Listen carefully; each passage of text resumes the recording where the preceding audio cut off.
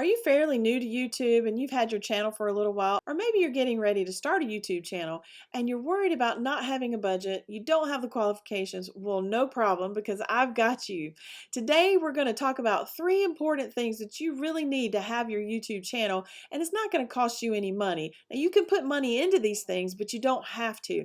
And there are 3 important things, and I'm going to save the best one for last, so make sure you stick around. And if you will, this is free content, so make sure you smash that like button for me so that we can push this out to more people.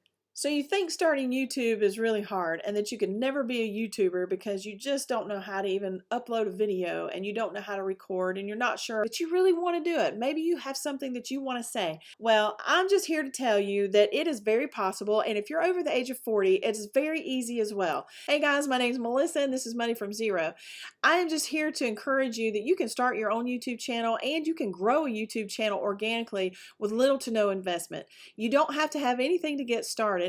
And the Lord reminded me before I did this video to tell you that do not despise small beginnings. That's found in Zechariah chapter 4. It's in the Old Testament.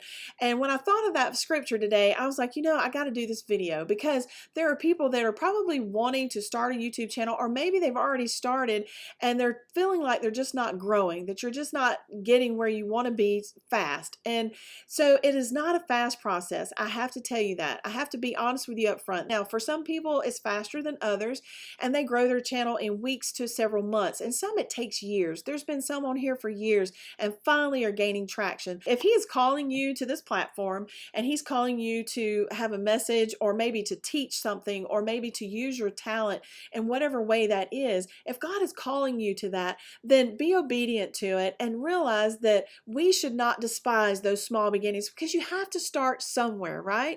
You have to start, and then as you get started, then you learn as you go. So you just have to take that step of faith, and then you have to trust the Lord in the process. Just don't get discouraged too soon and don't give up too soon, because your time is coming. The first few things that I want to cover is, how do you use or hold your phone for your camera? Do you have it front facing or rear facing? How do you use audio to your advantage? How do you use lighting?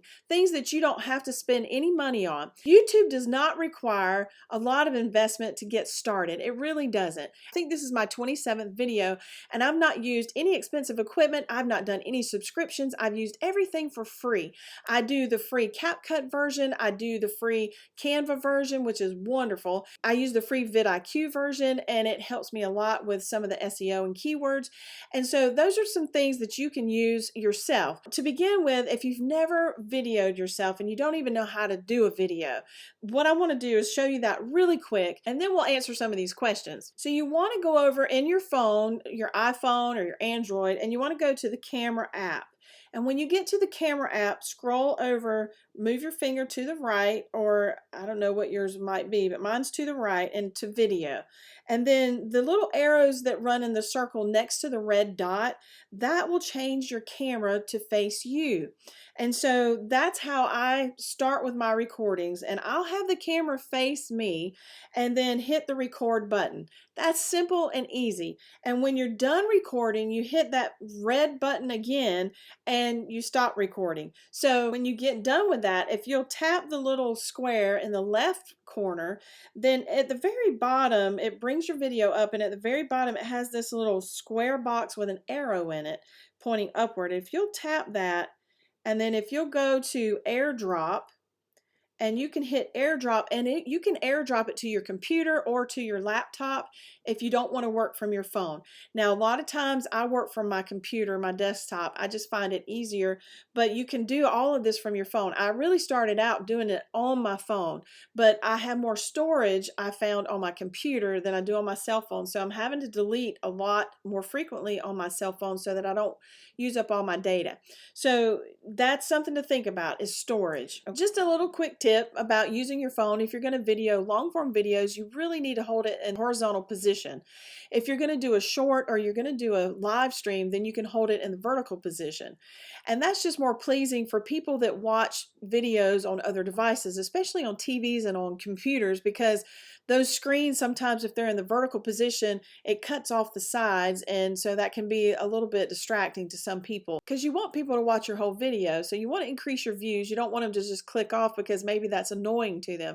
And believe me, they'll let you know if they're annoyed. Now that you know how to record a video, I always use it facing me. Like, I look at this screen here. And I showed you how to flip the camera around so that it is facing you. Now, when I first started my channel, I was trying to listen to everybody, like, which is the best way and how do you do this? And I saw that most people were recommending that you use the rear facing camera. And I was struggling with that. So just imagine that, you're looking at this camera here. Well, when I would try to restart or do anything, I'd have to go around the camera, and I'm looking at, it's too frustrating. So for me, this is what I do. I'll flip the camera so that it faces me and I can see, what's going on. Now, the caveat to that is make sure that you're looking at the right camera lens, okay?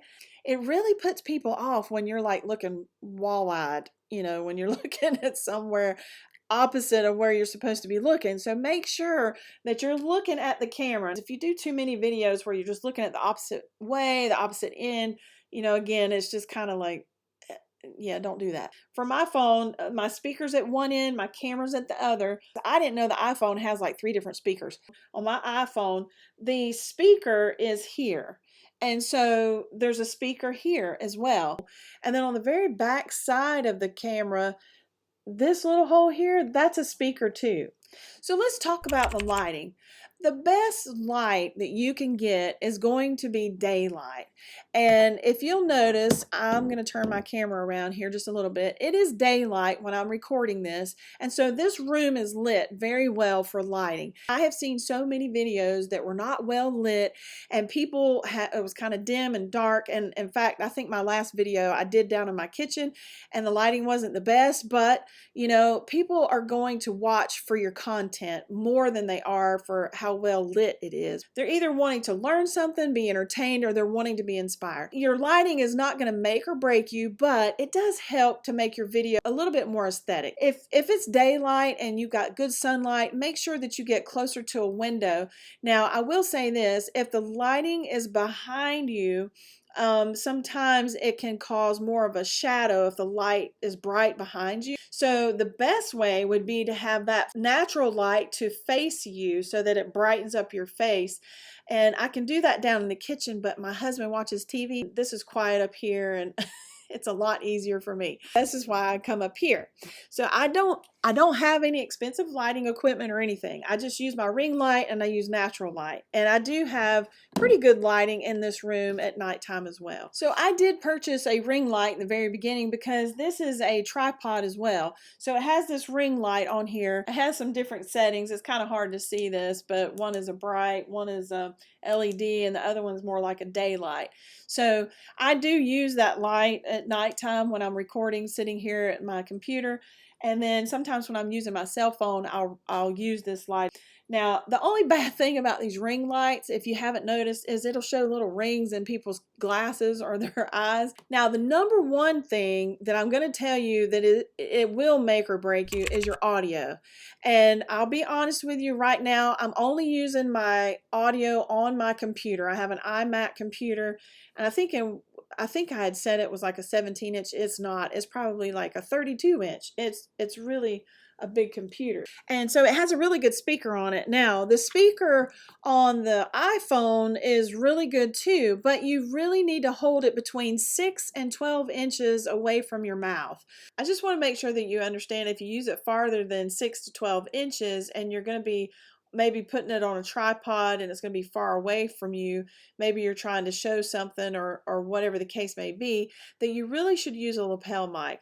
And I have purchased the Maybesta lapel mic. I'll put the description down below, but this is what I got off of Amazon. It's a fairly good little microphone. I think it ran around $22, $25 with tax. And so the microphone just hooks on. It's got a little clip and it can just hook onto your shirt. And then the adapter that goes to it goes into the end of your phone here. You have to turn your Bluetooth on, of course, and then your lapel mic works great. And it's really great for outside, and it filters out the outside noise because you'd be surprised. Wind and traffic and just a lot of noises can be picked up when you don't have a lapel mic. So it can be hard to understand your voice and what you're trying to say. And so people can be really distracted by that. So to keep you from losing any views, make sure that you get you a lapel mic if you're going to be outside. And the last tip that I want to give you is, if you really can't afford to purchase a microphone or even lapel mics, the best place for you to record is in your car. Did you know that your car has sound barrier to it? It's full of insulation, so it blocks out the outside noise. And it's a really great place for people to record. And that's why you see a lot of people on YouTube in their cars. Now, riding down the road, granted, you can pick up a lot of road noise, so I would recommend, again, maybe a lapel mic for that, so that it blocks out that road noise and it filters it out a good bit. I really hope that these tips have been helpful for you and that I can make your journey a little bit easier. And if you like this type of content, please make sure you smash that like button. And if you haven't subscribed to the channel, we would love to welcome you here. And I pray that you're blessed and well and that you have a wonderful week. And we'll see you in the next video. There's a little speaker at this top little hole.